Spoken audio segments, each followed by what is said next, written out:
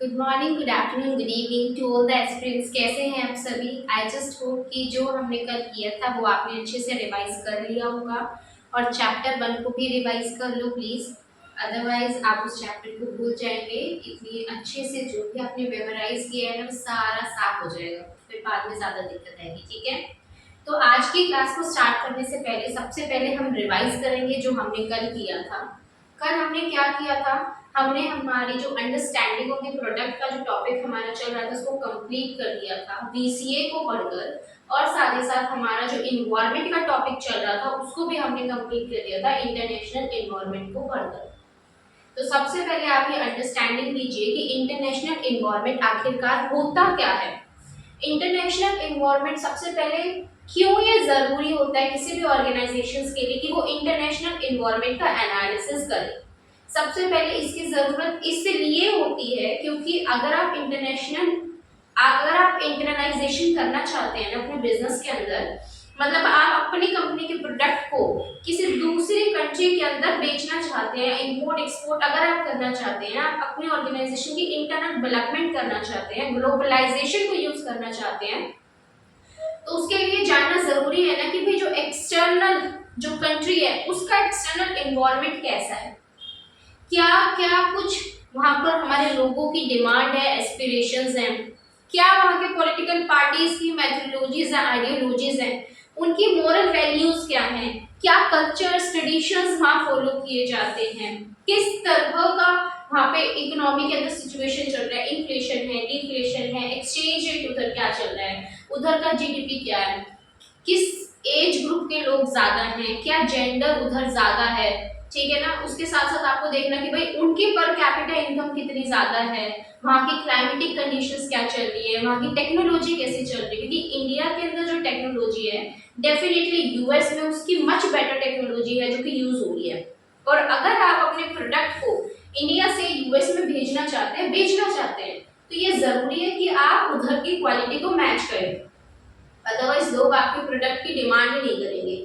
तो हमारे लिए ये जरूरी होता है कि हम भाई उधर का जाकर देखें कि उधर सब सही तो चल रहा है ना, अदरवाइज ऑर्गेनाइजेशंस को तो दिक्कत होगी, वो डिमांड ही जनरेट नहीं कर पाएंगे जो वो एक्सपेक्ट कर रही थी जनरेट करने के लिए। इसीलिए हमारा इंटरनेशनल इन्वायरमेंट को एनालाइज किया जाता है। किस तरह से करते हैं? पेस्टल एनालिसिस भी किया जाता है, पॉलिटिकल, इन्वायरमेंटल, उसके बाद हमने सोशियो कल्चरल, उसके बाद technology, legal and then economic. यही 6 फैक्टर्स पढ़े जाते हैं हमारे इंटरनेशनल इन्वायरमेंट के भी। अब उसको करने के लिए 3 तरीके हैं। आप कर सकते हैं multinational environmental analysis, regional environmental analysis, या फिर आप कंट्री इन्वायरमेंटल एनालिसिस भी कर सकते हैं। मल्टीनेशनल इन्वायरमेंटल एनालिसिस होता क्या है? मल्टीनेशनल इन्वायरमेंटल एनालिसिस में बेसिकली ये होता है कि आप वेरियस नेशंस के इन्वायरमेंट की स्टडी करते हैं, पूरे ग्लोब एज अ होल को एक मानकर, मतलब पूरे ग्लोब एज अ होल को, सभी ज्योग्राफीज को, पूरे वर्ल्ड को एक मार्केट मानकर आप सभी नेशंस के इन्वायरमेंट का जब एनालिसिस करते हैं उसे बोला जाता है multinational environmental analysis. Regional environmental analysis क्या होता है? रीजनल इन्वायरमेंटल एनालिसिस जब आप एक किसी स्पेसिफिक ज्योग्राफी के इन्वायरमेंट का एनालाइज करते हैं, आपको लगता है कि इस कंट्री का ये जो ज्योग्राफी है ना, ये जो एरिया है, ये बहुत ही ज्यादा क्रूशियल है, ये हमारी टारगेट मार्केट है, तो उधर के इन्वायरमेंट को जब एनालाइज किया जाता है वो है इंटरनेशनल, लेकिन उसमें वो स्पेसिफिक एरिया, उसको बोला जाता है regional environmental analysis. It also comprises what? It also comprises international environmental analysis.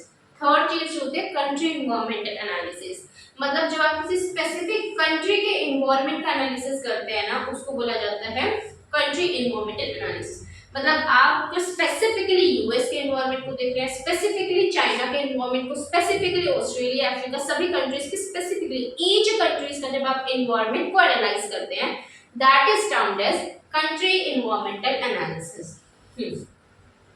Second topic हमने पढ़ा था अंडरस्टैंडिंग ऑफ प्रोडक्ट में, कि प्रोडक्ट के पोर्टफोलियो को एनालाइज किया जाता है।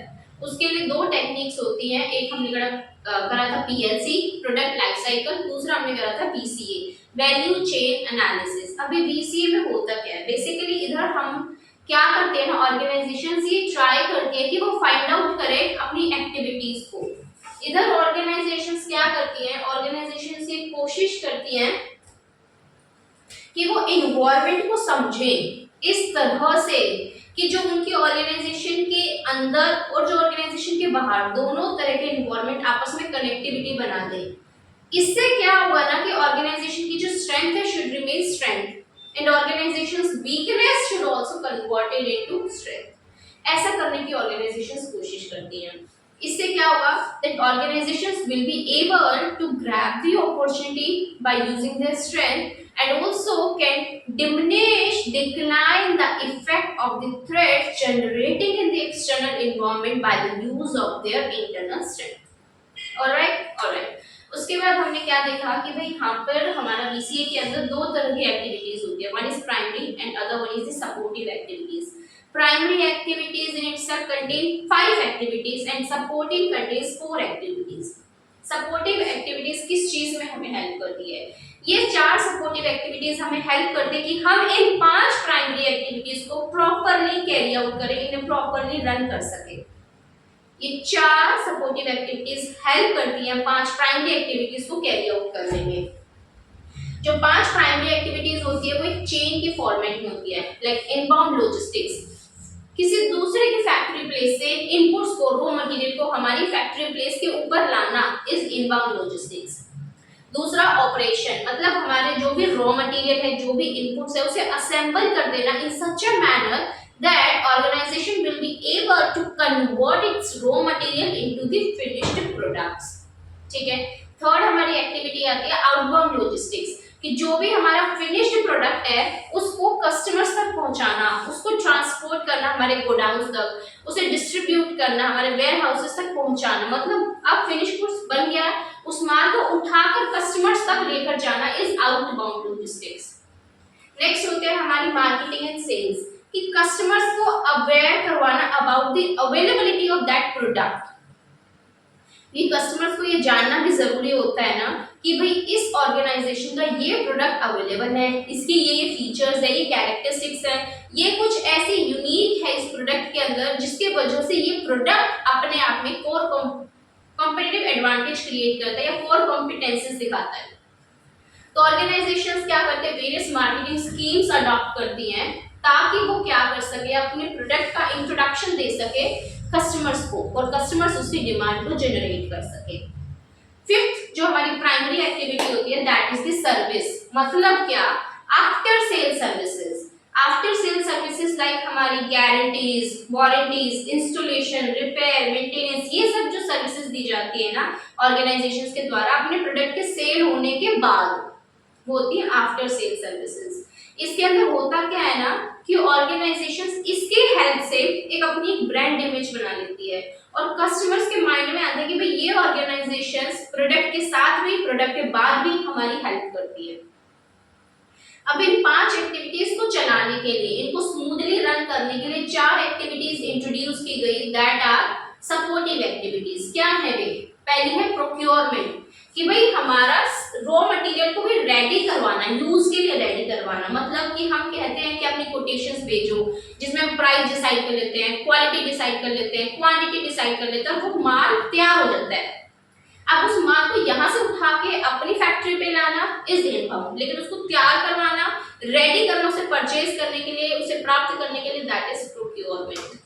दूसरा इंफ्रास्ट्रक्चर, जो कि बहुत ही क्रूशियल पार्ट है अगर ऑर्गेनाइजेशन को स्मूथली रन करना है, आइदर इंटरनल भी हो सकता है, एक्सटर्नल भी हो सकता है। फिर हमने कहा टेक्नोलॉजी, भाई टेक्नोलॉजी के बिना तो ऑर्गेनाइजेशन के अंदर कोई एक्टिविटी रन ही नहीं होगी। उसका प्रॉपरली अपग्रेड होना, प्रॉपरली उसके अंदर टाइम टू टाइम मॉडिफिकेशंस होते रहना जरूरी है। चौथी चीज है हमारी ह्यूमन रिसोर्स। ह्यूमन रिसोर्स तो वो बंदा जो ट्रांसलेट करता है, चलाता है सभी प्रकार की प्राइमरी एक्टिविटीज को। अगर ह्यूमन रिसोर्स नहीं होगा तो ऑर्गेनाइजेशन के अंदर एक्टिविटीज ही नहीं हो पाएंगी, और ऑर्गेनाइजेशन के अंदर अगर एक्टिविटीज ही नहीं होंगी तो फिर कैसे काम चलेगा।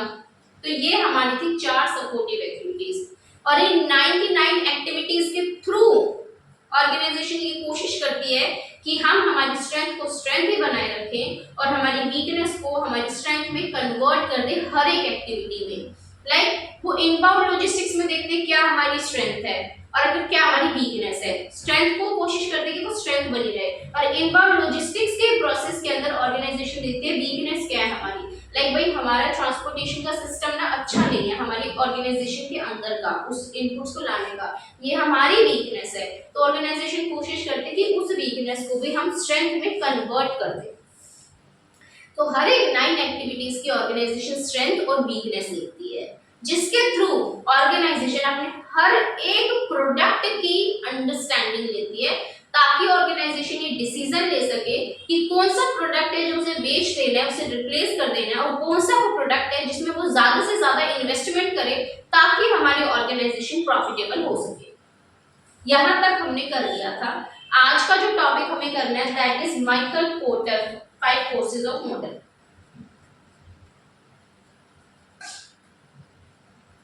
देखो, इंडस्ट्री का इन्वायरमेंटल एनालिसिस होता क्या है, इंडस्ट्री के इन्वायरमेंटल एनालिसिस, एक सेकंड,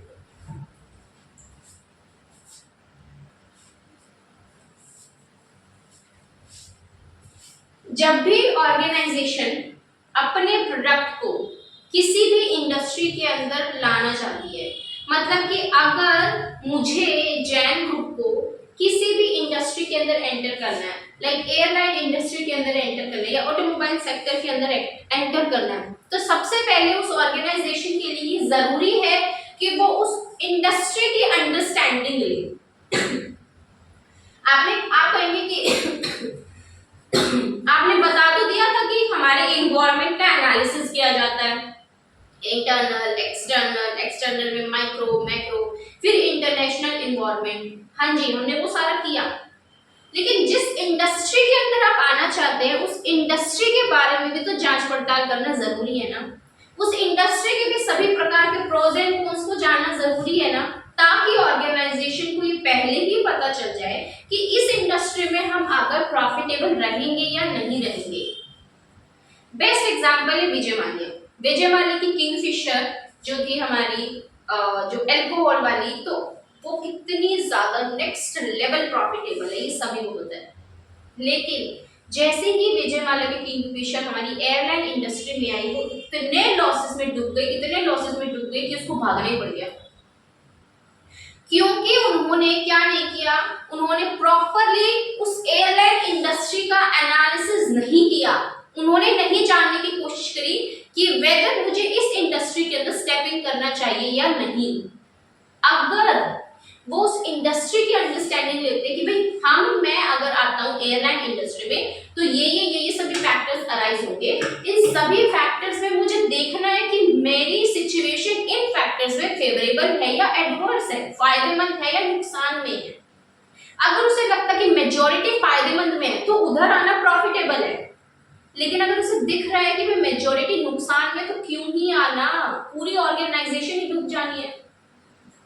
इसीलिए हम कहते हैं कि भाई इस इंडस्ट्री के इन्वायरमेंट के एनालिसिस करना ना बहुत ज्यादा क्रूशियल हो जाता है किसी भी ऑर्गेनाइजेशन के लिए, नहीं तो जो आपके फंड्स हैं वो सारे डूब जाएंगे और जो आपके दूसरे अदर प्रोजेक्ट्स चल रहे हैं ऑर्गेनाइजेशन के, वो भी मेजरली अफेक्ट होंगे। तो हमने कहा अब आपके दिमाग में एक क्वेश्चन आना चाहिए कि भाई इंडस्ट्री के इन्वायरमेंट की अंडरस्टैंडिंग लेना ठीक है, हमने समझ लिया जरूरी है, क्योंकि ये हमारी ऑर्गेनाइजेशन के फ्यूचर को अफेक्ट करने वाली है। ये एक स्ट्रैटेजी है मेजर, जिसके अंदर huge amount of funds involve होते हैं। ये मल्टी फंक्शनल है कि ये सिर्फ उस ही प्रोजेक्ट को अफेक्ट नहीं करेगी, ये बाकी प्रोजेक्ट्स को भी अफेक्ट करेगी। इसलिए जरूरी है कि उस इंडस्ट्री के अंदर स्टेपिंग करने से पहले this is the responsibility of that organisation to properly analyse that industry as well, otherwise in long run organisation has to suffer. तो फिर मेजर चीज ये आती है कि भाई हम इस इंडस्ट्री का एनालिसिस करें कैसे। आपने ये कह दिया कि इंडस्ट्री के एनवायरनमेंट की अंडरस्टैंडिंग लो, हमने कहा ठीक है ले लिया, अब करें कैसे, कैसे अंडरस्टैंडिंग ले ये भी तो बता दो। तो ये कहने के लिए माइकल पोर्टर आया। माइकल पोर्टर कहता है मैं बताऊंगा कि तुम्हें इस इंडस्ट्री की अंडरस्टैंडिंग लेनी कैसे है। माइकल पोर्टर कहते हैं कि मेरे 5 फोर्सेस मॉडल हैं, तुम उन 5 फोर्सेस मॉडल की स्टडी करो, उन 5 फोर्सेस मॉडल की स्टडी करके तुम्हें ये पता चल जाएगा कि इस इंडस्ट्री में तुम्हारा आना फायदेमंद महंगा या नुकसान में रहेगा। हमने कहा ओके। माइकल पोर्टर कहता है आपको हर एक मॉडल को प्रॉपरली डीपली इन डेप्थ जाकर देखना है कि इस हर एक मॉडल के अंदर हमारा कॉम्पिटिटिव प्रेशर क्या है, क्या सिचुएशन है हमारी। अगर आपको लगता है कि आपका कॉम्पिटिटिव प्रेशर फेवरेबल है, आपकी सिचुएशन फेवरेबल है, तो आइए, अदरवाइज इस इंडस्ट्री में भूल कर भी मत आइए। तो फिर हम कहते हैं ठीक है भाई, हम समझ गए कि आपके ये जो 5 फोर्सेस ऑफ मॉडल है इनका हमें यूज क्या करना है, हम ये समझ गए। फिर हमने नेक्स्ट क्वेश्चन पूछा, पोर्टर जी आप हमें ये बताइए कि ये मॉडल आखिरकार है कौन से, ये फोर्सेस हैं कौन से, वो तो बताओ। फिर पोर्टर कहता है मैं बताता हूँ, ये है पोर्टर बाबा की रेस। क्या है ये? पोर्टर बाबा की रेस, ये फोर्सेस हैं और आपको इनको समझने की जरूरत है। हमने कहा ये क्या है? बी फॉर बाबा नहीं है, B for buyers bargaining power, R से नेचर ऑफ राइवलरी, ई से threat of new entrants, S से suppliers bargaining power and S से अवेलेबिलिटी ऑफ सब्स्टिट्यूट्स। दोबारा से बोलेंगे, पोर्टर ने कहा कि मैं रेस कर रहा था, तब मुझे पता चला पोर्टर बाबा की रेस। ये 5 फोर्सेस ऑफ मॉडल है किसी भी इंडस्ट्री के एनालिसिस करने के लिए। बी से बायर्स बार्गेनिंग पावर, आर से राइवलरी, ई से एंट्रेंस, एस से suppliers bargaining power and S से सब्स्टिट्यूट्स। हमने कहा ओके। अभी हम कहते हैं कि भाई आप समझाओ, थोड़ा सा हमें अंडरस्टैंडिंग दो ये हर एक मॉडल के बारे में, ताकि हम इस हर एक मॉडल को हर एक इंडस्ट्री के अंदर एंटर करने से पहले लगा सके और देख सके कि हमें इस इंडस्ट्री के अंदर आना है या नहीं आना है।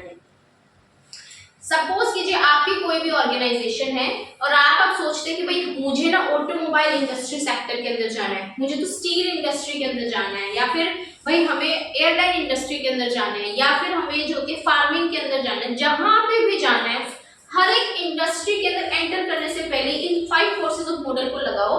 अगर ये हाँ कहते हैं तो जाओ, ना कहते हैं तो भूल कर मत जाओ, अदरवाइज आपका विजय माने वाला हाल होना है। ये पोर्टर कहता है। हमने कहा ठीक है समझ। तो वो कहते हैं कि देखो पोर्टर की, आप ना YouTube पे सर्च करेंगे तो एक वीडियो आएगी माइकल पोर्टर की 5 फोर्सेस ऑफ मॉडल, जिसमें वो खुद एक्सप्लेन करते हैं इस चीज को। तो आपको ये होमवर्क है कि छोटी सी वीडियो है, वो देख लो, आपको एक अंडरस्टैंडिंग आ जाएगी, क्विक अंडरस्टैंडिंग। ठीक है ना, कि जिसने इस टॉपिक को बनाया है वही अगर आपको एक्सप्लेन कर रहा है तो कहीं ना कहीं हमारे माइंड में ना एक क्लैरिटी अपने आप आ जाती है। तो वो देख लेना, उसको रेफर कर लो, आपके लिए ज्यादा बेटर क्लैरिटी आपके माइंड में हो जाएगी। ओके ठीक है। नाउ हम तो एक्सप्लेन करेंगे क्या था। सबसे पहले पोर्टर ना एग्जांपल लेता है एयरलाइन इंडस्ट्री का। पोर्टर कहता है कि जो ये एयरलाइन इंडस्ट्री है ना, it's a very sexy industry from outside but it has various limitations inside. मतलब क्या? पोर्टर कहते हैं कि जब आप इस इंडस्ट्री को बाहर से देखते हैं ना, मतलब हम कहते हैं भाई कोई हमारे सामने ये कहते हैं कि मैं तो ना इस एयरलाइन इंडस्ट्री को रन करता हूँ, मैं इसका ओनर हूँ। हमारे दिमाग में क्या होता है, वाह वाह क्या रुतबा है बंदे का। लाइक इंडिगो का ओनर आपके सामने आते कहते हैं वाह इंडिगो का ओनर क्या रुतबा है इसका। लेकिन जब एक्चुअल में अंदर जाकर देखेंगे ना तो उसमें इतने लॉसेस कई थाउजेंड्स में लॉसेस चलते हैं। अगर आप देखेंगे तो 40 to 50% या अबव 50 भी हो सकता है मार्केट शेयर इंडिगो ने कैप्चर किया हुआ एयरलाइन इंडस्ट्रीज का।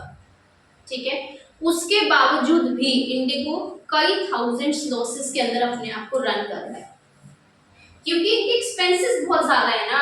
आपका रेंटिंग चार्जेस नेक्स्ट लेवल है, नेक्स्ट लेवल। लैंड का रेंटिंग चार्जेस, एयर का रेंटिंग चार्जेस, स्टाफ इतना ज्यादा नहीं रखना पड़ता है, प्रॉपर एजुकेटेड स्टाफ जरूरत है, एयरक्राफ्ट को परचेज करना उसकी जरूरत, अदर जो सर्विसेज ये देते हैं उसकी चार्जेस लग गए। तो इनकी कॉस्ट इतनी ज्यादा हो जाती है कि जो वो चार्जेस कलेक्ट करते हैं कस्टमर से वो कवर ही नहीं कर पाती और ये लॉसेस में ही रन करते हैं हमेशा।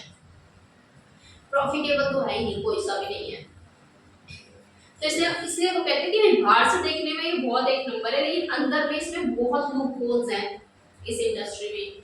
तो आप इस इंडस्ट्री में आने से पहले समझ लीजिए कि हमें इस इंडस्ट्री में आना चाहिए या नहीं। इसीलिए पोर्टर ने कहा कि मैं आपको बताता हूं कि एयरलाइन इंडस्ट्री में क्यों नहीं आना चाहिए। देखो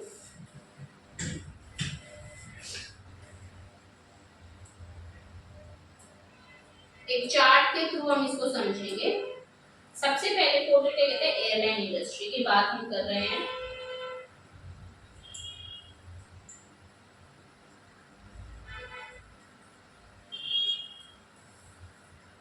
हमने कहा 5 फोर्सेस है पोर्टर बाबा की रेस।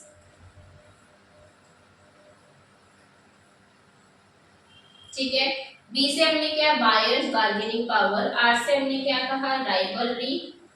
ई से हमने क्या कहा, एंट्रेंस। एस से हमने कहा सप्लायर्स बार्गेनिंग।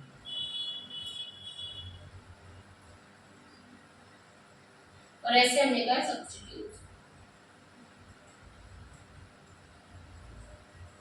ये भी एडवर्स है, ये भी एडवर्स है, ये भी एडवर्स है, एंड ये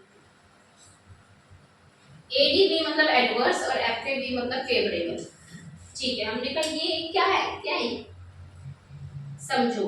देखो क्या कहते हैं कि सबसे पहले कहते हैं बायर्स बार्गेनिंग पावर। मतलब कि क्या आपके बायर्स में क्षमता है कि वो जाकर आपके साथ बार्गेनिंग कर सकते हैं, मोल भाव कर सकते हैं। लाइक मैं एज अ बायर, मुझे ना दिल्ली से मुंबई जाना है, ठीक है, तो मैं देखूंगी कि भाई कितने सारे लोग हैं, इंडिगो है, विस्तारा है, अफसाना है, एयर इंडिया है और भी है ना। तो मैं जाकर देखूंगी इंडिगो ये चार्जेस दे रहा है, एयर इंडिया ये चार्जेस दे रहा है, अफसाना ये ले रहा है और विस्तारा वगैरह ये सब चार्जेस दे रहे हैं। मैं देखूंगी अभी मुझे इंडिया से मुंबई तो जाना है, अब एक जना उसी के 2500 ले रहा है, एक जना उसी के 4000 ले रहा है, तो मैं क्या कहूंगी, भाई 2500 लेके चले जाओ, है ना। हमारे यहाँ पे इंडिया में तो ये हाल है कि अगर कोई कहेगा ना कि भाई आपको ना एरोप्लेन की फर्श पे बैठ जाना, हम आपसे 500 रुपए ले लेंगे। हम कहेंगे तू 500 ले, हम जा रहे हैं, वैसे ही चले जाएंगे बैठ के, तू 500 ही ले ले। क्यों भाई, जब दिल्ली से मुंबई जाना है 2 घंटे का रास्ता है, उस 2 घंटे के लिए 500 देके खुश हो या 4000 देके खुश हो? मैं तो 500 देके चली जाऊंगी। तो फिर इसलिए हमने क्या कहा कि अगर बायर भाई इतना अवेयर होता है कि वो देखेगा हर जगह, वो अपने दिमाग में बार्गेनिंग कर रहा है या नहीं कर रहा है, वो देख रहा है ना कि भाई इंडिगो 2500 ले रहा है, एयर इंडिया 4000 ले रहा है, तो why should we go for Air India? We have to opt for Indigo because the traveling distance is the same, 2 hours। तो इसीलिए कोई भी एयरलाइन इंडस्ट्री में कोई भी अगर जो भी हमारा सप्लायर है, जो भी सर्विस प्रोवाइडर्स हैं, बहुत ज्यादा नेक्स्ट लेवल प्राइसेस चार्ज नहीं कर सकते हैं। उन्हें देखना पड़ता है कि भाई बायर जो है ना वो कंपैरिजन करेगा और जहां उसे सस्ता मिलेगा ना वो वही जाएगा। लाइक विजय माल्या ने सबसे बड़ी मिस्टेक क्या करी, उसने सोचा कि मैं लग्जरियस सर्विसेज दूंगा, बेस्ट सर्विसेज दूंगा, पूरे 5 स्टार होटल की फीलिंग आ जाएगी इन लोगों को उस एयरक्राफ्ट के अंदर बैठ कर ही।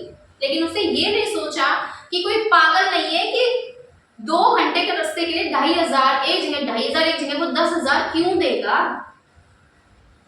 तो इसीलिए उसकी जो वो इंडस्ट्री, उसका एयरलाइन इंडस्ट्री के अंदर आना इतना ज्यादा नेक्स्ट लेवल फ्लॉप रहा कि बाकी पूरी ऑर्गेनाइजेशन एज अ होल के ऊपर एक बहुत बड़ा मेजरली इफेक्ट देखने को मिला।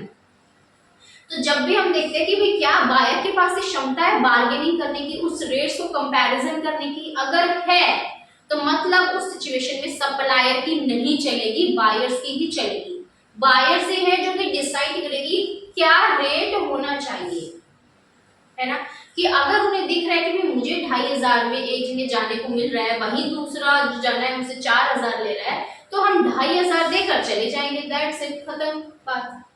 इसीलिए हम कहते हैं कि भाई एयरलाइन इंडस्ट्री में बायर्स बार्गेनिंग पावर है, बायर्स के पास क्षमता है कि वो मोल भाव कर सकते हैं प्राइसेस के साथ। उस सिचुएशन में सप्लायर्स की मोनोपोली नहीं चलेगी, उन्हें अपने रेट्स कम रखने पड़ेंगे, उन्हें देखना पड़ेगा कि इस इंडस्ट्री में हमारे दूसरे कॉम्पिटिटर्स क्या चार्ज कर रहे हैं। ठीक है, इसको बोला जाता है बायर्स बार्गेनिंग पावर। तो ये क्या हो गया, एडवर्स। हमने कहा ओके। नेक्स्ट हमारा आता है राइवलरी। राइवलरी का मतलब हमारे कितने राइवल्स हैं, हमारे कॉम्पिटिटर्स हैं या नहीं है।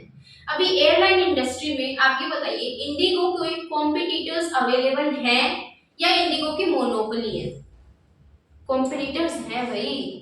अभी इंडिगो के लिए अफसाना उसका कॉम्पिटिटर, एयर इंडिया उसका कॉम्पिटिटर, विस्तारा उसका कॉम्पिटिटर है या नहीं है? है। तो वो कॉम्पिटिटर्स जो पॉलिसीज अडॉप्ट करते हैं, वो पॉलिसीज इंडिगो की पॉलिसीज को, उसकी स्ट्रैटेजीज को अफेक्ट करेगी या नहीं करेगी? डेफिनेटली करेंगी। तो इसीलिए क्या देखना पड़ता है कि राइवल्स हमारे हैं, हमारे कॉम्पिटिटर्स प्रेजेंट हैं इस इंडस्ट्री में। इसीलिए एयरलाइन इंडस्ट्री के अंदर जो राइवलरी वाला सेकंड मॉडल था, ये भी क्या हो गया, एडवर्स हो गया। क्योंकि आपके कॉम्पिटिटर्स आपकी प्रॉफिटेबिलिटी के ऊपर, आपकी कॉस्ट के ऊपर इंपैक्ट डालेंगे। आपका कॉम्पिटिटर 2500 ले रहा है तो आप 4000 चार्ज नहीं कर सकते हैं भाई, नहीं कर सकते, आपको कम करना पड़ेगा। और जैसे कम कि आपकी कॉस्ट और आपके प्रॉफिट जो आप कमा रहे थे पर यूनिट, उसके ऊपर अफेक्ट आ गया। सीधी सी बात है वो तो, पर person. Third factor, third model हमारा क्या है, न्यू एंट्रेंट्स। जैसे अभी हमने कहा कि इस इंडस्ट्री के अंदर आना ना बहुत ज्यादा एक्सपेंसिव पड़ जाता है, चैलेंजिंग बहुत ज्यादा होता है, इतने तरह के खर्चे ऑर्गेनाइजेशंस को करने पड़ते हैं। तो आप देख, ऐसा क्या आपको देखने को मिलता है कि हर रोज कोई ना कोई इस इंडस्ट्री के अंदर आ रहा है, या कभी रेयरली ही शायद कोई आता है। मैं तो देख रही हूँ इतने टाइम से यही चार टिक रहे हैं। एक आया था नया किंगफिशर, तभी डूब के भाग गया भाई, दिवाली निकल गया उसका, वो तो भाग गया। वही चार जो पहले के वही चल रहे हैं बस। कि कोई नया आपको दिख रहा है इस इंडस्ट्री में आया है? अभी नहीं आते हैं, रेयरली शायद कोई आता है, और जो आया था वो भी डूब के चला गया। तो जो नए नए एंट्रेंट्स का डर इस इंडस्ट्री में है या नहीं है? आप कंपैरिजन करो, अगर कोई हमारी किसकी ब्यूटी प्रोडक्ट्स की अगर हम देखें, बात करते हैं हमारे कॉस्मेटिक प्रोडक्ट्स की, तो क्या उस इंडस्ट्री के अंदर नए नए लोग आते रहते हैं? हाँ, अभी टीरा आया, उसके बाद इसके अंदर लैक्मे, ओरिफ्लेम, और क्या क्या है मुझे बताइए, याद ही है। ठीक है, हाँ, तो मतलब काफी है। तो इस इंडस्ट्री के अंदर अगर हम देखें तो काफी लोग इधर आते रहते हैं या नहीं आते? आते रहते हैं। लेकिन एयरलाइन इंडस्ट्री में क्या आप देख रहे हैं, डेली एक नया आ गया कॉम्पिटिटर, ओ दूसरे दिन भी एक नया कॉम्पिटिटर, ओ तीसरे दिन भी एक नया कॉम्पिटिटर। नहीं, इस इंडस्ट्री के अंदर इतने रैपिडली कॉम्पिटिटर्स हमारे नहीं आते हैं। तो ये सिचुएशन फेवरेबल होगी। हमने कहा ओ थैंक गॉड, एक तो फेवरेबल हुआ। हमने कहा चलो कुछ उम्मीद जगी आने की। चौथा model, suppliers bargaining power. Supplier, अभी जो सर्विस प्रोवाइडर है, लाइक जो इंडिगो है, वो क्या है, सप्लायर है। किसके लिए? हमारे लिए, बायर्स के लिए।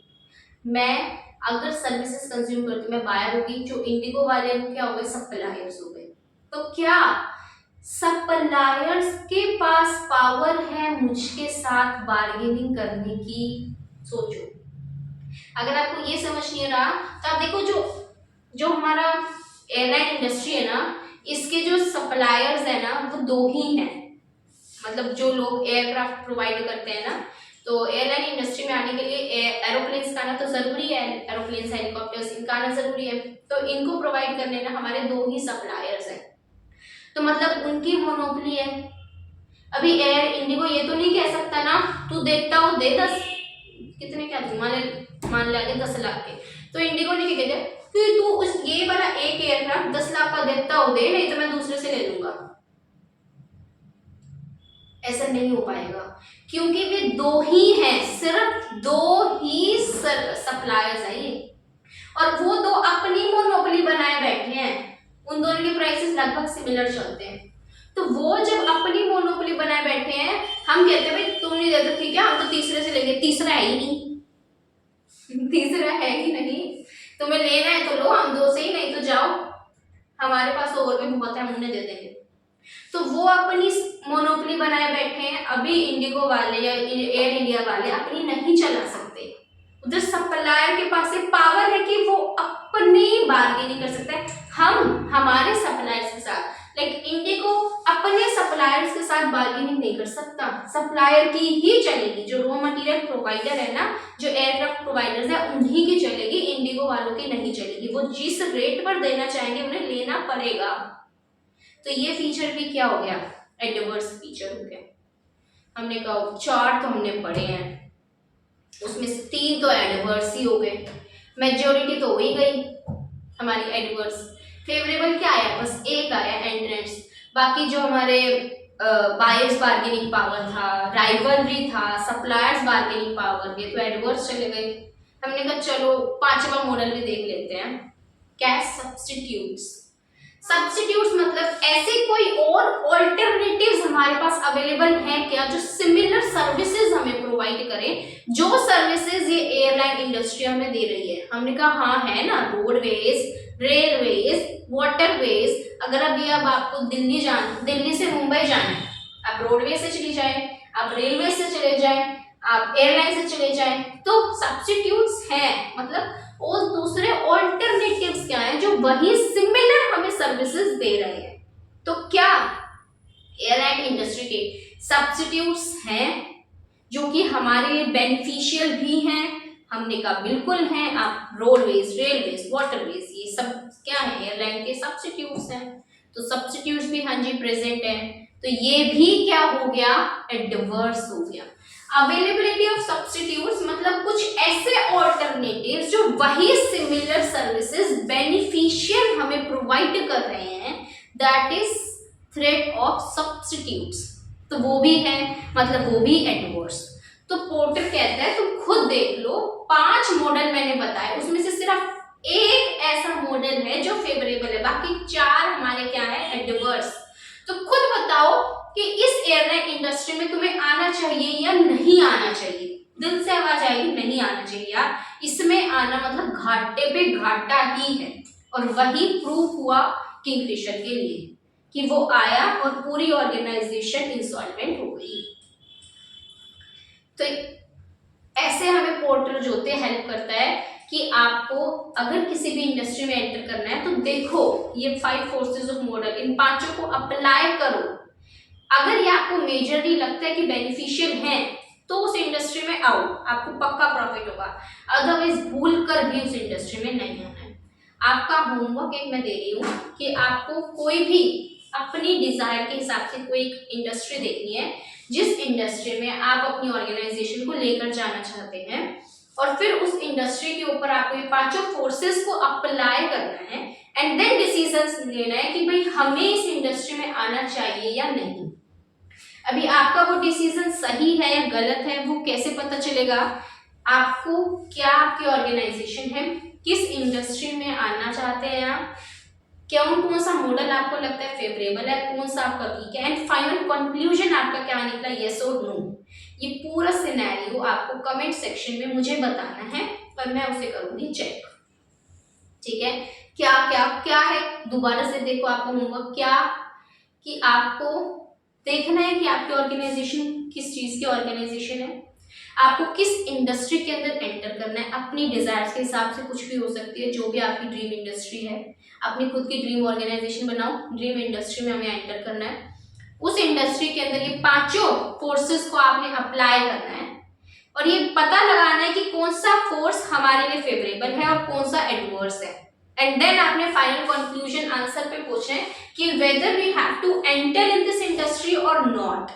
और जो भी कुछ आता है कि ऑर्गेनाइजेशन क्या थी, इंडस्ट्री क्या थी, ये मॉडल्स लगाए हमने, इस मॉडल का फेवरेबल आया, इसका एडवर्स आया, एंड फाइनल कंक्लूजन हमारा हाँ या ना जो भी आया, ये पूरा आपको कमेंट सेक्शन में मुझे बताना है। ठीक है, कमेंट सेक्शन में लिख देना, मैं पक्का चेक करूंगी और रिस्पॉन्स भी दे दूंगी। ठीक है उधर ही, तो ये आपका काम है। हमने क्या पढ़ा अभी, थोड़ा सा उसको देखते हैं।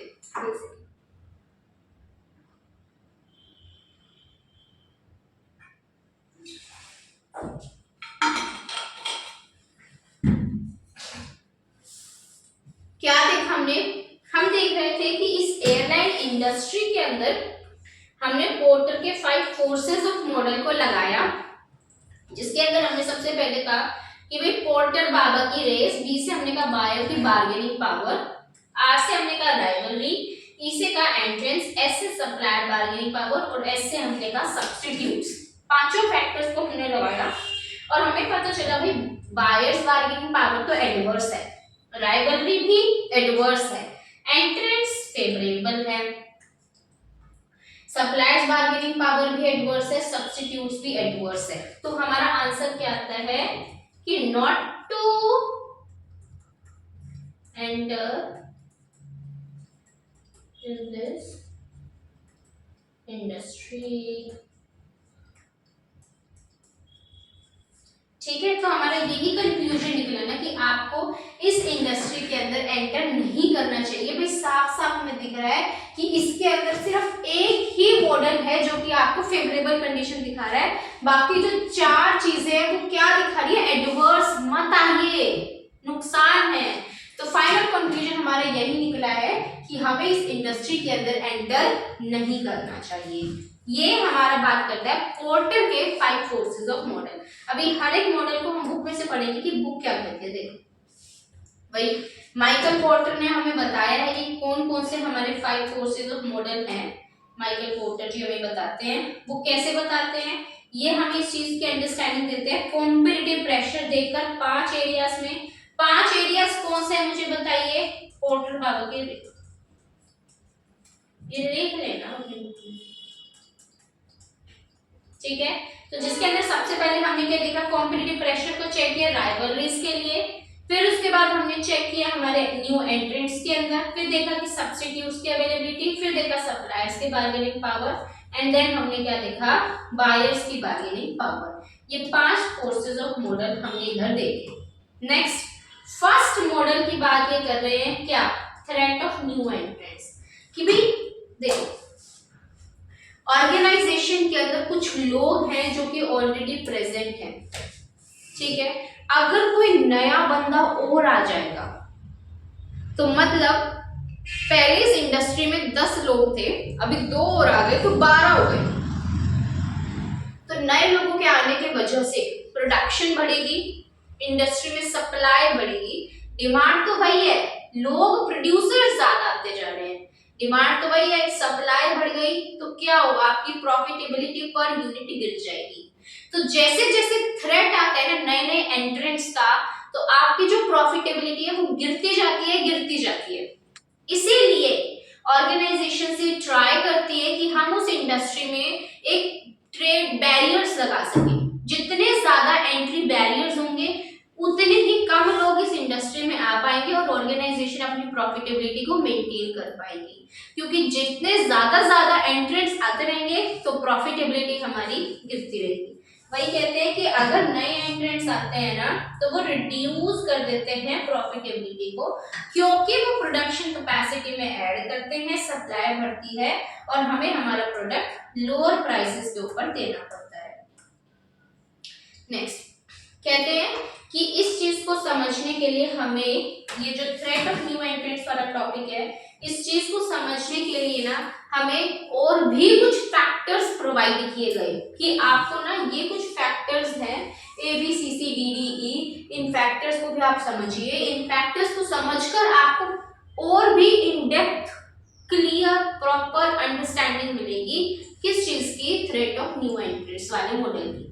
हमने कहा ये ABCCDDE है क्या, ए का मतलब होता है एग्रेसिव रिटेलिएशन, बी का मतलब होता है ब्रांड आइडेंटिटी, सी का मतलब होता है कैपिटल रिक्वायरमेंट, फिर एक और सी का मतलब होता है,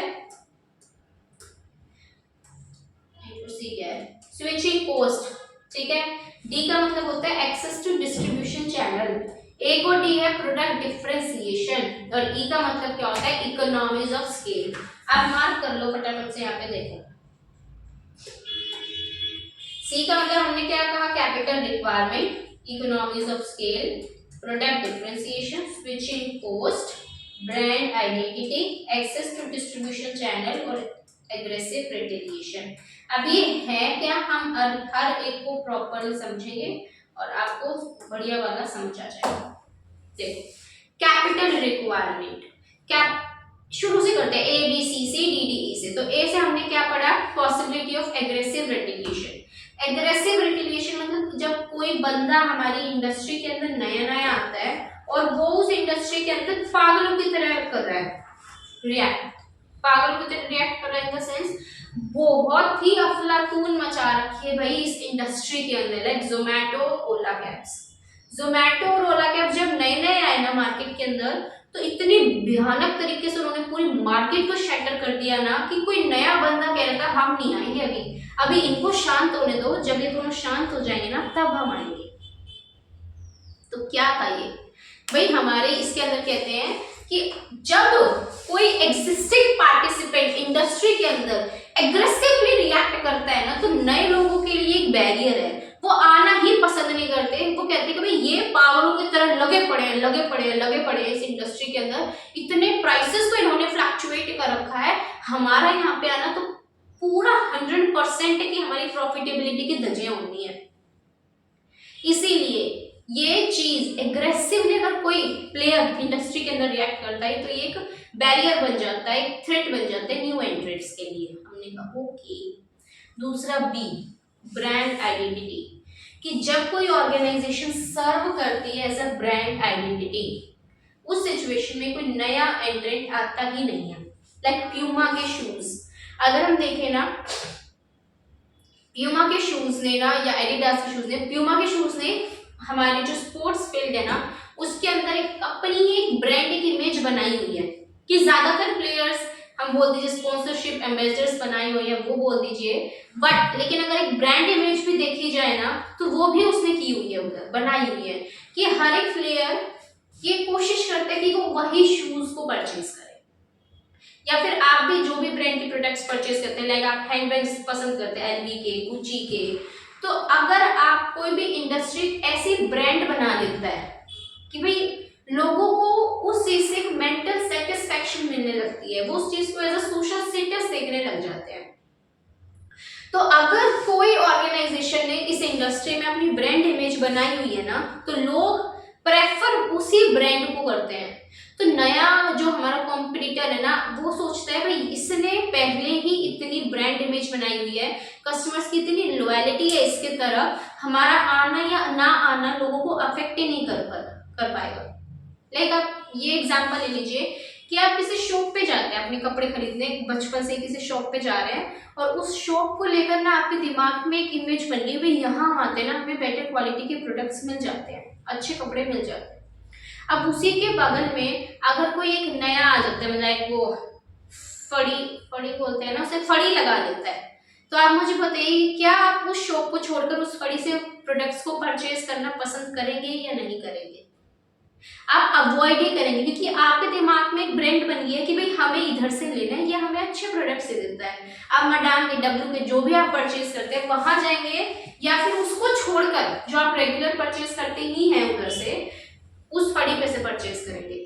नहीं। तो अगर किसी ऑर्गेनाइजेशन ने किसी इंडस्ट्री में अपनी एक ब्रांड इमेज बनाई हुई है ना तो नया कॉम्पिटिटर कहता है कि हमारा आना या ना आना लोगों को अफेक्ट ही नहीं करेगा, वो शिफ्ट ही नहीं करेंगे भाई हमारे प्रोडक्ट्स की तरफ। तो इस ब्रांड इमेज का भी आना, ब्रांड आइडेंटिटी को क्रिएट करना भी क्या हो गया, एक बैरियर, एक थ्रेट हो गया न्यू एंट्रेंट्स के लिए। फिर हमने कहा सी से हमने कहा स्विचिंग पोस्ट। स्विचिंग पोस्ट का मतलब होता है एक प्रोडक्ट से किसी दूसरे प्रोडक्ट के ऊपर जाना, शिफ्ट करना। लाइक हम देख लेते हैं फोन्स के अंदर, मोबाइल फोन्स में कोई कस्टमर है जो कि एप्पल के फोन्स को यूज कर रहा है, वो भी एक ऑर्गेनाइजेशन है इस इंडस्ट्री में। एक है सैमसंग, एमआई और वीवो, ओप्पो, पता नहीं कितनी है। तो फिर हमारी अगर ऑर्गेनाइजेशंस को ऐसा लगता है, कस्टमर्स को ऐसा लगता है कि भाई हम एप्पल के फोन्स को करंटली यूज कर रहे हैं लेकिन सैमसंग ने अपना नया फोन अभी लॉन्च कर दिया, तो कस्टमर्स का एप्पल के फोन से सैमसंग के फोन के ऊपर जाना, इस शिफ्ट करना, स्विच करना।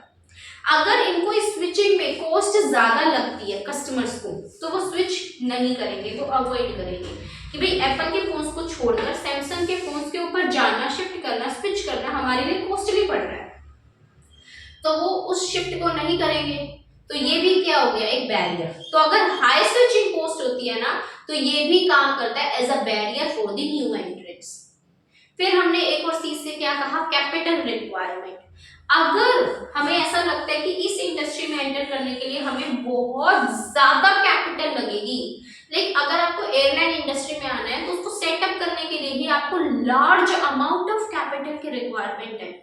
तो जो छोटे छोटे इन्वेस्टर्स हैं, जिनके पास छोटी छोटी जो हमारी ऑर्गेनाइजेशन है, स्मॉल फर्म्स हैं, उनके पास इतने कैपिटल फंड्स हैं ही नहीं, तो वो large amount of capital requirement उनके लिए किस तरह से काम करेगी, एज अ बैरियर।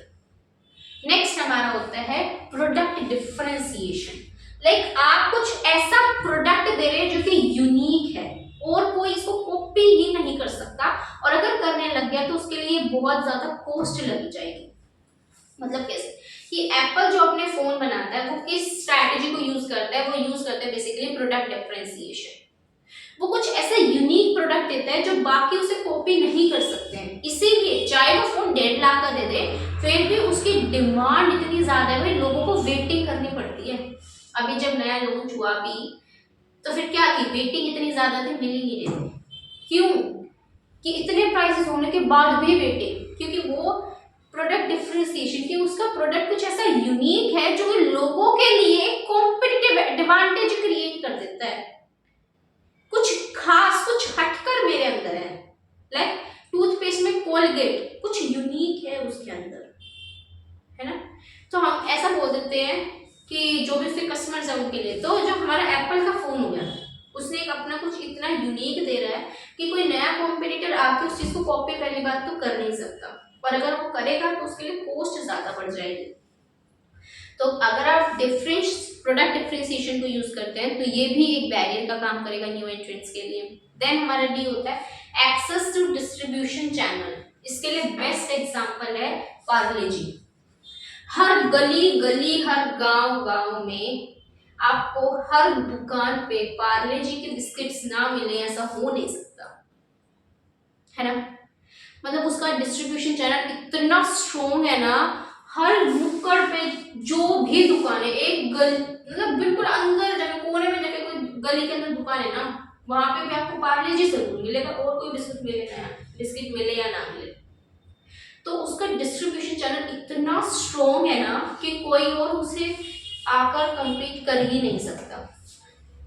तो अगर कोई नया कॉम्पिटिटर उस तरह का डिस्ट्रीब्यूशन चैनल प्रोवाइड नहीं कर सकता है, उस तरह का डिस्ट्रीब्यूशन एक्सेस नहीं दे सकता है ना, तो ये भी क्या है, बैरियर का काम करेगा। वो नहीं आना चाहेगा, वो कहेगा कि वो इतने अच्छे तरह से अपने प्रोडक्ट्स को दे रहे हैं ना अपने कस्टमर्स को, मैं चाहकर भी नहीं पहुंचा पाऊंगा, तो वो नहीं आएंगे उधर, अवॉइड करेंगे उस इंडस्ट्री में आना। नेक्स्ट हमारा क्या होता है, B C C D D E. E का मतलब होता है economies of scale. Economies of scale का मतलब होता है कॉस्ट पर यूनिट। आप ना आगे इसमें एक टॉपिक पढ़ेंगे एक्सपीरियंस कर्व, जो कि बताता है कि ऑर्गेनाइजेशन का जैसे जैसे एक्सपीरियंस बढ़ता रहता है तो उनकी जो कॉस्ट पर यूनिट है वो कम होती रहती है। जैसे कि आप बजाज देख लो, या मारुति सुजुकी देख लो, हीरो देख लो, होंडा देख लो, तो इन सभी चीजों में क्या है कि हमारे इनकी जो कॉस्ट है पर यूनिट को बनाने की वो ज्यादा होती है, सॉरी कम होती है। तो इकोनॉमिक्स ऑफ स्केल मतलब आपकी कॉस्ट पर यूनिट कम होना। तो जो हमारी पुरानी बड़ी इंडस्ट्रीज है या जो हमारी लार्ज इंडस्ट्रीज है, उनकी प्रोडक्शन क्या होती है, नेक्स्ट लेवल मतलब ज्यादा होती है, तो मतलब उनकी कॉस्ट पर यूनिट कम। आप खुद देख लो कि अगर आपकी 10,000 रुपए की कॉस्ट है 5,000 यूनिट्स के ऊपर, तो मतलब आपको 2 रुपए पर यूनिट। लेकिन एक वही पे एक बड़ी ऑर्गेनाइजेशन, उसकी भी कॉस्ट क्या है 10,000, लेकिन वो यूनिट्स प्रोड्यूस करते थे 10,000, तो कॉस्ट पर यूनिट कितनी बढ़ गई, 1 रुपए। तो फायदेमंद वो लार्ज इंडस्ट्री ले जाएगी ना। तो अगर आपकी इकोनॉमिक्स ऑफ स्केल भी एक बैरियर का काम करते हैं न्यू एंट्रेंट्स के लिए। ये सारे फैक्टर्स इधर देखेंगे। क्या कहता है, कैपिटल रिक्वायरमेंट की लार्ज अमाउंट ऑफ फंड्स अगर चाहिए तो ये भी, तो जिन फर्म्स के पास फंड्स की लैकिंग है ना उनके लिए बेयर कर देता है कि भाई तुम मत ही आओ, फायदेमंद है। इकोनॉमिक्स ऑफ स्केल मतलब पर यूनिट की कॉस्ट, लार्ज फर्म्स जो होती है इस चीज को एंजॉय करती है क्योंकि वो लार्ज वॉल्यूम ऑफ प्रोडक्ट्स को प्रोड्यूस करती है। ठीक है, एग्जांपल लिखते हैं ना इसके अंदर, एयरलाइन इंडस्ट्री में हमने इधर कहा था, इधर हमने कहा कि भाई आपका इकोनॉमिक्स ऑफ स्केल के अंदर हमने क्या कहा, जैसे बजाज का एग्जांपल ले लो या मारुति सुजुकी का ले लो, कोई भी। उसके बाद प्रोडक्ट डिफरेंशिएशन, एप्पल का एग्जांपल कि आप कुछ ऐसा प्रोडक्ट देते हैं जो कि बाकियों से अलग है, जो कि यूनिक है। कुछ फिजिकल या परपेचुअल हम डिफरेंसेस देते हैं, यूनिक है हमारे कस्टमर की आइज में, तो नया कोई बंदा आएगा ही नहीं, कॉपी नहीं कर पाएगा। स्विचिंग कॉस्ट मतलब कि आपके पास ये काबिलियत है क्या कि आप अपने कस्टमर्स को ये परसुएड कर सके कि वो दूसरे के प्रोडक्ट को छोड़कर हमारे प्रोडक्ट्स को परचेज करें, और अगर उनकी स्विचिंग कॉस्ट होती है वो हाई होगी ना, तो वो रिलेक्टेंट करेंगे, अवॉइड करेंगे, मना करेंगे इस चीज को। ब्रांड आइडेंटिटी भी एक बैरियर का काम करता है, क्योंकि ये एक हाई कॉस्ट लेकर चलता है अपने साथ में, और अगर आपके पास अनअवेलेबिलिटी डिस्ट्रीब्यूशन चैनल्स के न्यू एंट्रेंट्स के लिए, तो ये भी एक बैरियर का काम करता है। एग्रेसिव रेटिलिएशन की ये भी हमारा जो होते डेटर करता है एंट्री को नए लोगों की मार्केट में। खत्म। नेक्स्ट फैक्टर होता है बायर्स बार्गेनिंग पावर। मैंने इसको प्रॉपर्ली आपको समझा दिया था कि बायर्स बार्गेनिंग पावर होता क्या है, कि भाई बायर्स के पास ये पावर है क्या कि वो मोल भाव कर सकते हैं जो हमारे सर्विस प्रोवाइडर्स हैं उनके साथ में। हमने कहा अगर वो कर सकते हैं तो मतलब कॉम्पिटिटिव प्रेशर एडवर्स है, आपको उस इंडस्ट्री में नहीं आना चाहिए। लेकिन अगर बायर्स के पास नहीं है पावर जाकर मोल भाव करने की, भाई हमारा जो सर्विस प्रोवाइडर सप्लायर जो है ना, हमारा जो सेलर है, सेलर की मोनोपोली है, बायर तुझे लेता हो ले, ना लेता ना ले। तो फिर इस सिचुएशन अगर इसकी मोनोपोली लेगी तो बायर की बार्गेनिंग पावर रही नहीं, सप्लायर की पावर आ गई उधर, तो है ना। तो उस सिचुएशन में हम क्या करेंगे कि ये जो बायर्स बार्गेनिंग पावर था ये हमारे लिए क्या हो जाएगा, सप्लायर के पॉइंट ऑफ व्यू से फेवरेबल हो जाएगा और इंडस्ट्री के अंदर आना फायदेमंद हो जाएगा। तो वही क्या कहते हैं कि बायर्स जो होते हैं, बार्गेनिंग पावर जो होती है बायर्स की, ये नॉट ओनली इन्फ्लुएंस करते हैं प्राइसेस को, बल्कि प्रोड्यूसर्स को भी उसकी हेल्प करते, उसको अफेक्ट मतलब कि सिर्फ और सिर्फ उसके प्राइसेस को अफेक्ट नहीं कर रहे हैं, उसकी कॉस्ट को भी अफेक्ट कर रहे हैं। क्योंकि अगर बायर्स अपनी चलाने लग गए तो उनको अपने प्राइसेस भी कम करने पड़ेंगे और उनकी कॉस्ट के ऊपर भी तो अफेक्ट होगा ना कि वो कवर हो भी पा रही है या नहीं हो पा रही है, ये चीज है। और उसके बाद हमने क्या कहा कि भाई कौन कौन से ये चीजें हैं जो कि बताती है कि बायर्स के पास बार्गेनिंग पावर है या नहीं है। पहली चीज कि बायर्स के पास प्रॉपर नॉलेज है प्रोडक्ट के बारे में, उसके सब्स्टिट्यूट्स के बारे में। लाइक आप कहते हैं मैडम, आपके पास कोई भी, आप एज अ सेलर आपके पास कोई कस्टमर आया, आप कहते हैं मैडम यही प्रोडक्ट है, बेस्ट प्रोडक्ट है, कॉस्ट टू कॉस्ट दे रहे हैं आपको, कोई नहीं देगा इतना सस्ता, लेकिन आपको नहीं पता बायर 4 जगह और पूछ के आया है ना। तो इसीलिए हम कहते हैं कि बायर को प्रॉपर नॉलेज है इस प्रोडक्ट के बारे में, उसे पता है कि कौन कौन से इसके सब्स्टिट्यूट्स ऑल्टरनेटिव्स अवेलेबल है, उस सिचुएशन में किसकी चलेगी, बायर की चलेगी। तो वही बायर को प्रॉपर नॉलेज है हमारे प्रोडक्ट्स की, बायर्स को प्रॉपर नॉलेज है प्रोडक्ट की भी और उसके सब्स्टिट्यूट्स की भी। नेक्स्ट चीज हम कहते हैं कि buyer large amount of money को स्पेंड करता है, बिग बायर्स है हमारे, कौन से बायर्स हैं, बिग बायर्स हैं।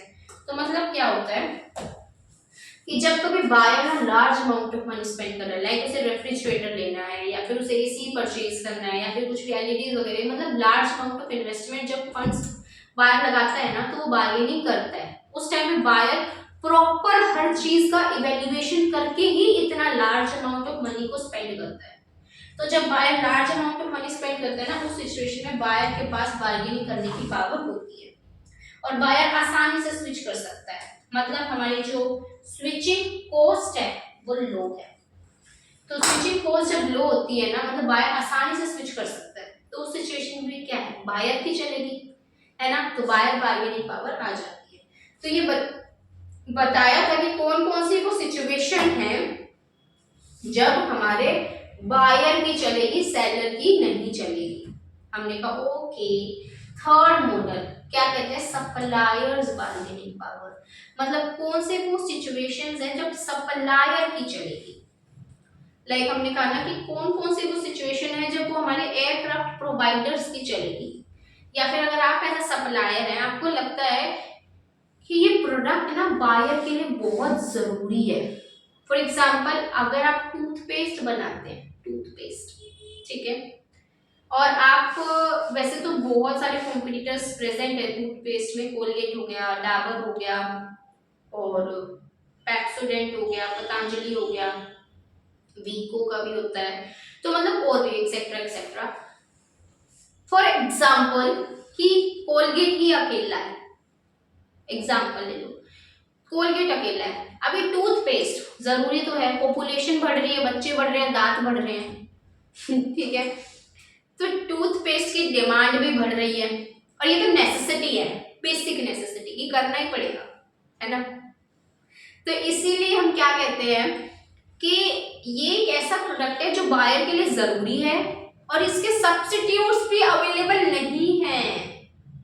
हम कहते थे कि भाई टूथपेस्ट का ना ऑल्टरनेटिव है कि भाई आप नीम की डंडी सेव कर लीजिए, कौन करता है आजकल, हमारे मतलब मेरे दादाजी तो करते हैं आज भी, सच बताऊं तो, लेकिन वैसे नहीं करते भाई।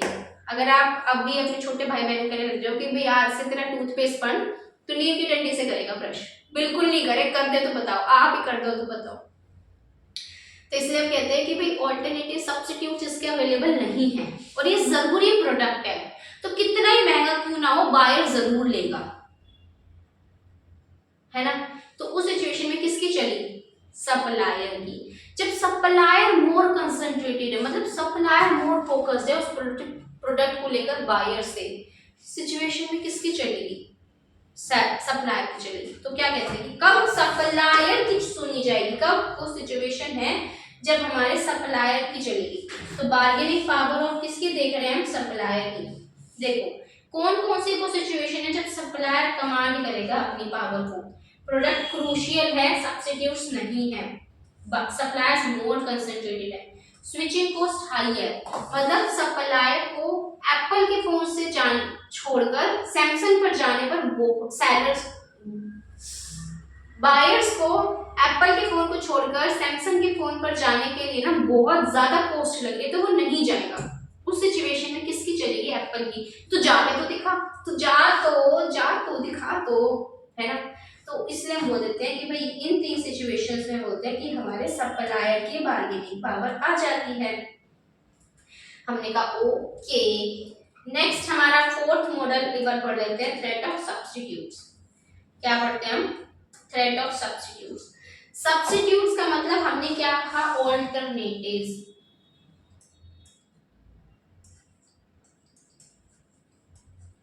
मैंने जो एग्जांपल लिए हैं ना सारे, सप्लायर में भी, बायर में भी, न्यू एंट्रेंट्स में, ये सारे एग्जांपल लिखते रहे ना साइड में अपनी बुक के शॉर्ट शॉर्ट में, क्योंकि ये चीज ना आपको हेल्प करेगी भाई, बाद में बता रही हूँ। एग्जांपल देखो मैं बताती हूँ, एयरलाइन इंडस्ट्री के लिए सब्स्टिट्यूट्स क्या है, जैसे कि रोडवेज,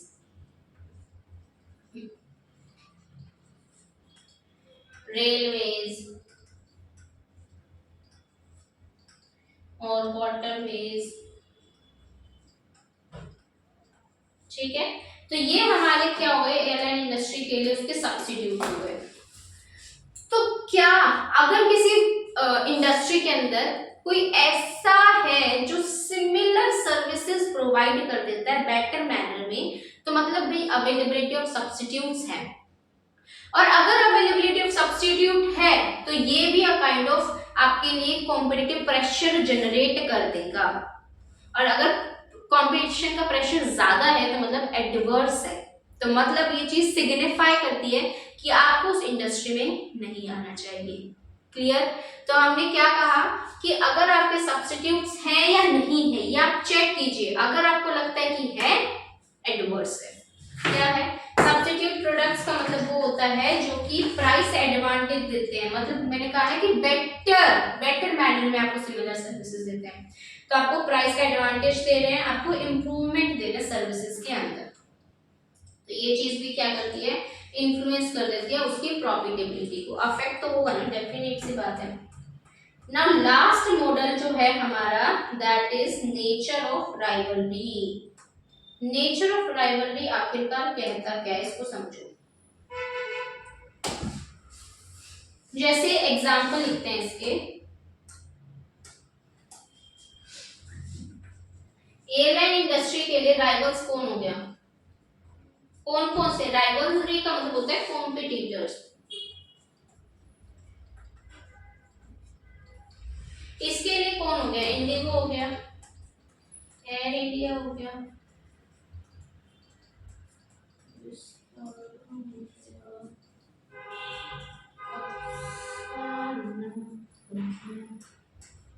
ठीक है।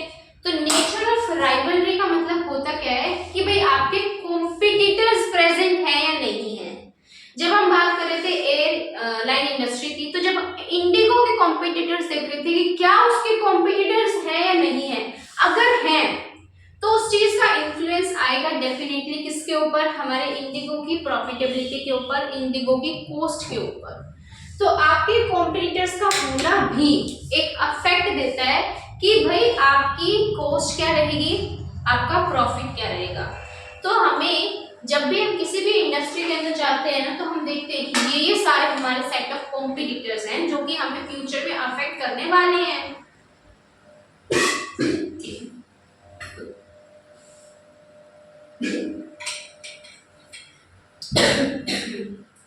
और अगर हमें लगता है कि इनका अफेक्ट बहुत ज्यादा होने वाला, लाइक हमने देखा था कि हमारा इंडिगो जो था वो 2500 में हमें दिल्ली से मुंबई की सर्विसेज दे रहा था, और वही जो अगर एयर इंडिया 4000 की दे रहा था। तो आपके कॉम्पिटिटर का असर उसके ऊपर आया या नहीं आया, तो उन्हें भी क्या करना पड़ेगा, अपने प्राइसेस को कम चार्ज करना पड़ेगा। प्राइसेस कम होंगे तो प्रॉफिटेबिलिटी के ऊपर अफेक्ट आएगा, प्रॉफिट भी आपका पर पर्सन कम हो जाएगा एयरलाइन में। और उसके बाद साथ साथ आपकी कॉस्ट के ऊपर भी अफेक्ट आएगा कि क्या पता कॉस्ट कवर हो भी पाए या नहीं।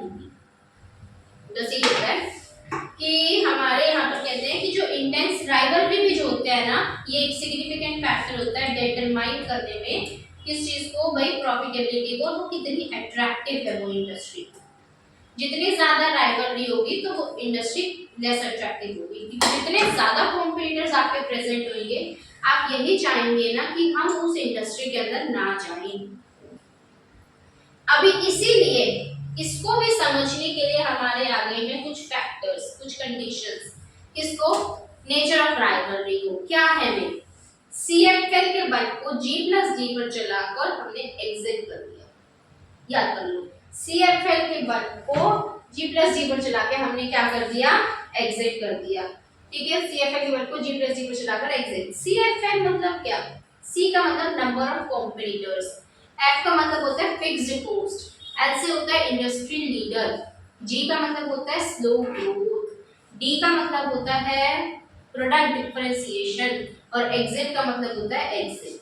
क्या है, देखो यहाँ लिखती हूँ मैं, सीएफएल के बल को G+D पर चलाकर हमने क्या कर दिया, एग्जिट। एल से हमने क्या कहा, लीडर, सी से number of competitors, fixed cost आ गई एफ से, एग्जिट बैरियर्स आ गए एग्जिट,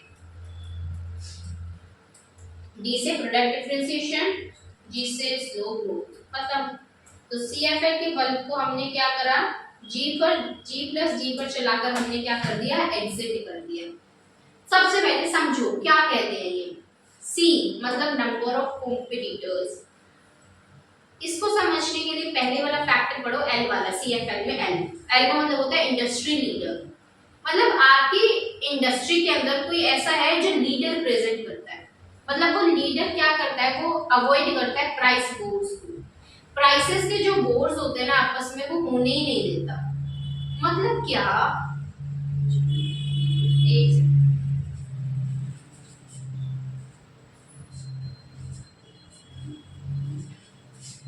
मतलब क्या किया कि जो लीडर है ना उसकी पावर चलती है, लीडर ने जो प्राइस कह दिया सभी को उसी प्राइसेस के ऊपर देना पड़ेगा।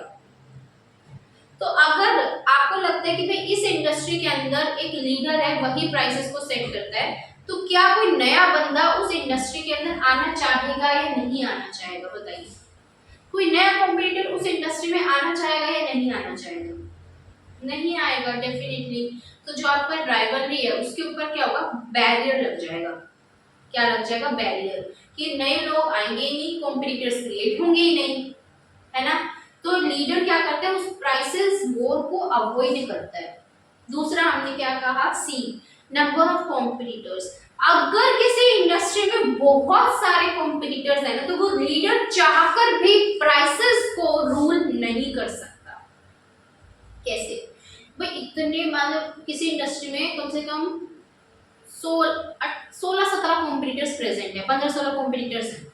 अब वो अपने हिसाब से प्राइसेस को सेट करेंगे ना, तो लीडर तो कुछ भी कहते रहे, तो अपने प्राइसेस दे, हमें फर्क ही नहीं पड़ता, हम तो कम में देंगे, बोल क्या करेगा।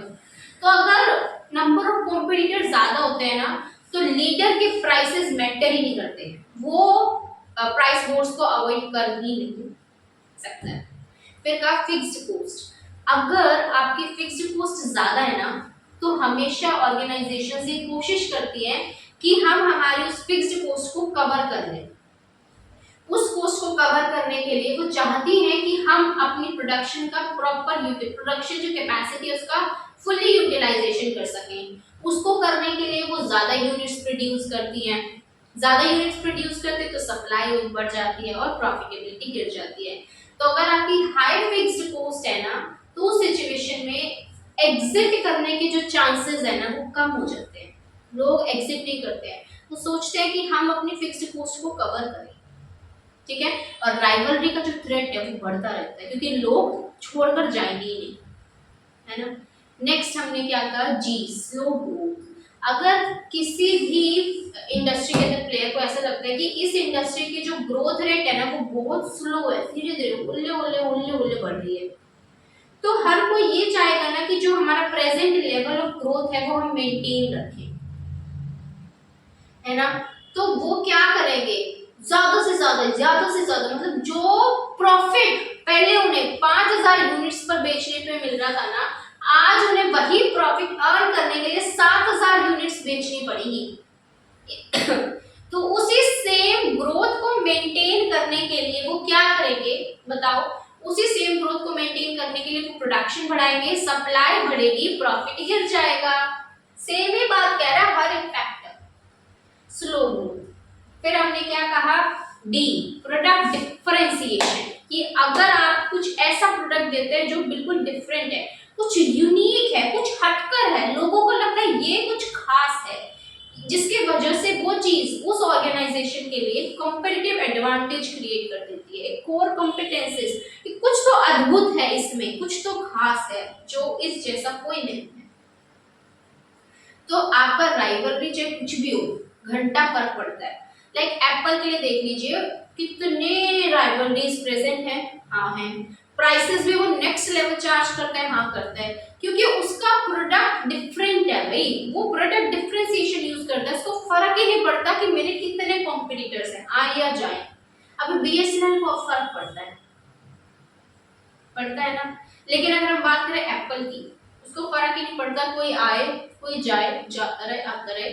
राइवलरीज का जो इफेक्ट है, जो उनका थ्रेट है वो कम हो जाता है अगर आप प्रोडक्ट डिफरेंशिएशन को ऑप्ट करते हैं।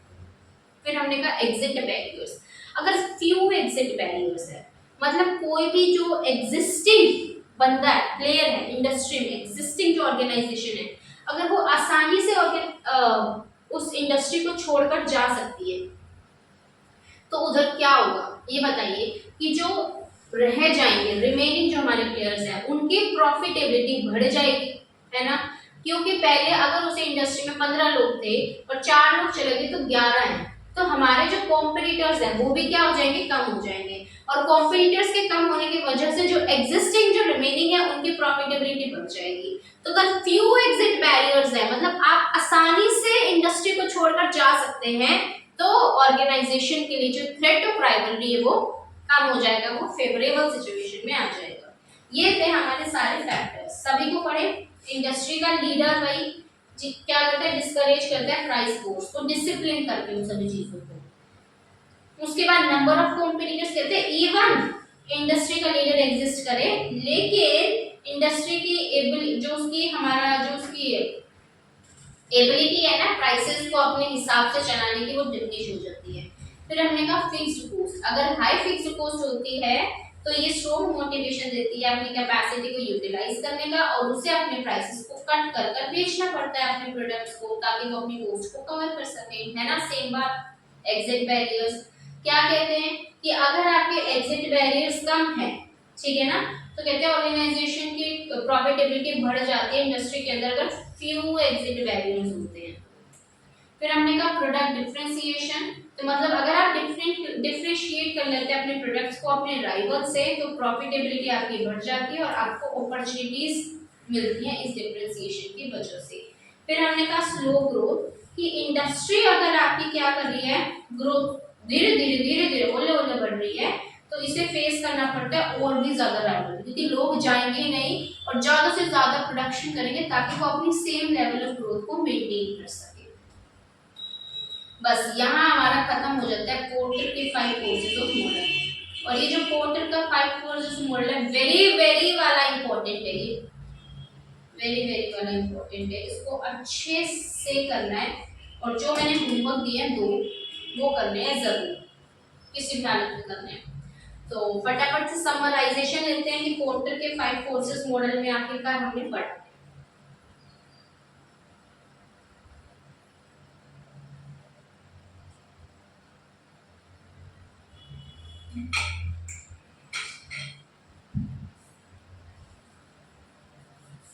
क्या पढ़ा? हमने कहा कि जो पोर्टर है वो कहता है कि किसी भी इंडस्ट्री के एनवायरनमेंट को एनालाइज करना जरूरी है ना। उसने कहा कि मैंने दिया पोर्टर बाबा की रेस और वो सारे फैक्टर्स आपको अप्लाई करने हैं और उनको अप्लाई करके आपको पता चल जाएगा कि whether you have to enter in this industry और not, whether it is profitable और नॉट।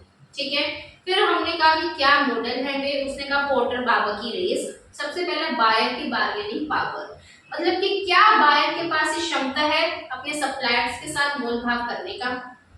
ये डिपेंड करता है 3 चीजों के ऊपर। वो क्या 3 चीजें थी कि भाई बायर प्रॉपरली फुली नॉलेजेबल है प्रोडक्ट्स को लेकर, उसके सब्स्टिट्यूट्स को लेकर।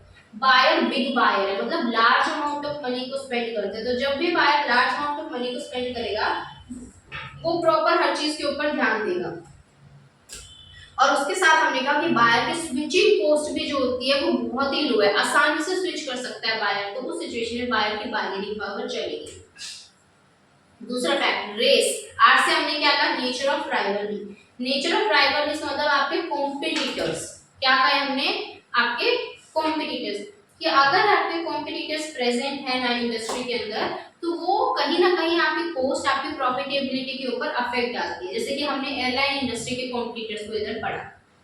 उसके बाद इसको समझने के लिए हमने पढ़े कुछ फैक्टर्स, क्या थे, सीएफएल के बल को हमने G+D पर चलाकर एग्जिट कर दिया। सी से क्या था, नंबर ऑफ कॉम्पिटिटर्स, एफ से क्या था, फिक्स्ड कॉस्ट, एल से क्या था, इंडस्ट्री का लीडर, जी से स्लो ग्रोथ, डी से प्रोडक्ट डिफरेंशिएशन और एग्जिट से एग्जिट बैरियर।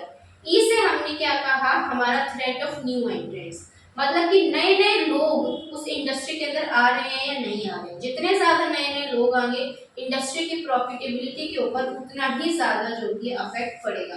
ठीक है, तो इसलिए ऑर्गेनाइज इंडस्ट्रीज ट्राई करते हैं कि वो ब्लॉक कर दें एंट्री नए लोगों की, ताकि जो एग्जिस्टिंग लोग हैं, रिमेनिंग लोग हैं, उनकी प्रॉफिटेबिलिटी बढ़ सके। इसको समझने के भी थे कुछ फैक्टर्स, वो क्या थे, A B C D D E. A से हमने क्या कहा, एग्रेसिव रेटिलिएशन, मतलब पॉसिबिलिटी ऑफ एग्रेसिव रेटिलिएशन।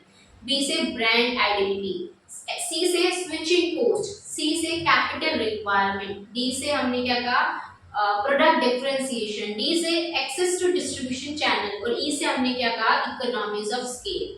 फिर ई हो गया, एस से क्या था, सप्लायर्स की बार्गेनिंग पावर, कि भाई सप्लायर्स के पास कितनी ताकत है अपनी चलाने की, कि क्या वो अपनी चला सकते हैं या नहीं चला सकते। अगर चला सकते हैं तो फेवरेबल, अदरवाइज एडवर्स।